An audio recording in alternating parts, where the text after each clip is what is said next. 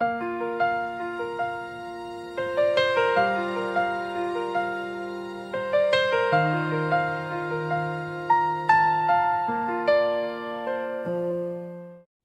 selamat pagi untuk kita semua.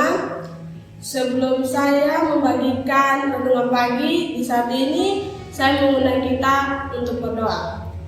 Tuhan, di saat ini kami akan membagikan firman-Mu lewat renungan pagi. Kiranya Tuhan boleh memberkati kami. Di dalam nama Yesus kami berdoa, amin.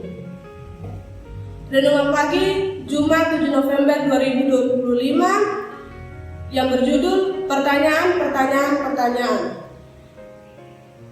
Ayat renungan pagi kita di pagi hari ini terdapat di dalam Kejadian 2 ayat 21 yang berbunyi, lalu Tuhan Allah membuat manusia itu tidur nyenyak. Ketika ia tidur, Tuhan Allah mengambil salah satu rusuk daripadanya, lalu menutup tempat itu dengan daging. Mari kita mengikuti keterangannya. Ada beberapa ayat lain dalam Alkitab yang merujuk pada tidur nyenyak. Namun tidak ada yang berhubungan dengan anestesia dan pembedahan. Setelah Adam memberi nama semua ternak, semua burung, dan semua binatang, tidak ada penolong yang ditemukan cocok bagi Adam. Sudah waktunya untuk operasi. Laporan operasinya sangat singkat.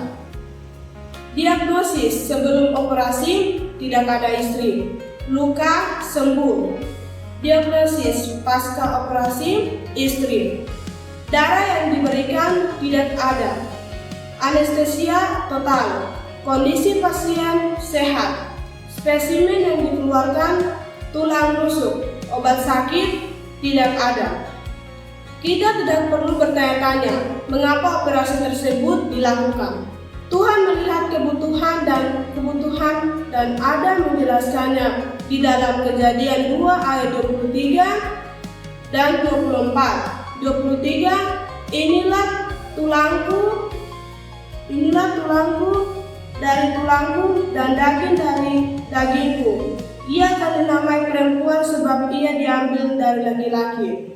Ayat 24, sebab itu seorang laki-laki akan meninggalkan ayahnya dan ibunya dan bersatu dengan istrinya sehingga keduanya menjadi satu daging.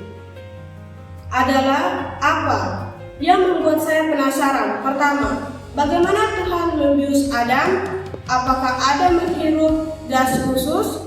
Atau apakah Tuhan memberinya sesuatu untuk ditelan atau sesuatu melalui pembuluh darah atau akupunktur? Anestesia modern dimulai pada tahun 1846 dengan penggunaan eter yang hirup. Selanjutnya, banyak agen-agen berbeda telah dikembangkan dan digunakan, meskipun anestesia modern sudah lebih dari 150 tahun. Kami tidak memahami sepenuhnya bagaimana itu bisa terjadi, tetapi itu berhasil. Ada beberapa teori, tetapi tidak ada teori yang menjelaskan semua situasi. Bagaimana Tuhan melakukannya? Bagaimana Tuhan melakukan? Tanya saya. Apakah dengan benda tajam seperti sebuah pisau? Apakah dia menggunakan jarinya? Atau apakah dia menggunakan alat pemotong jenis cutter atau laser sehingga tidak ada darah yang hilang? Bagaimana cara dia menutup lukanya? Apakah dia menggunakan jahitan, lem bedan, atau staples? Apakah ada bekas luka?